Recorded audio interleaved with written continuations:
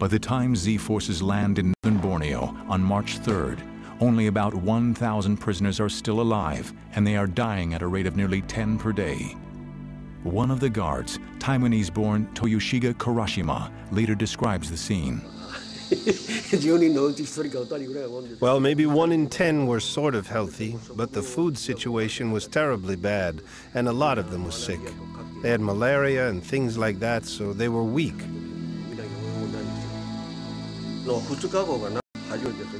A couple of days later, we were told that if they fell over, we should leave them.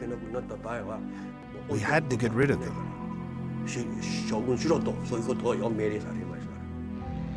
Agus 1 immediately begins to devise a rescue mission, utilizing an 800-man parachute battalion in training.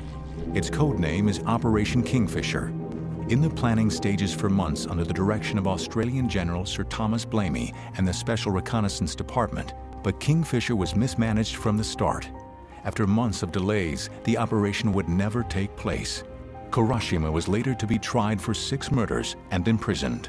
In the ensuing months, 2 more death marches would occur. By war's end, only 6 prisoners of the 2,500 men in the Sandakan camp managed to escape with their lives. More than 2,000 others would be murdered by the Japanese.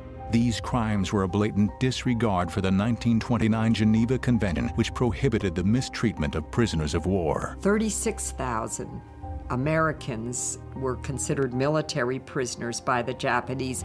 40% of them died in captivity, and in some prison camps, the death rate was 90%. This deliberate allowing of prisoners to die is one of the most egregious things the Japanese did to our prisoners in the Pacific War.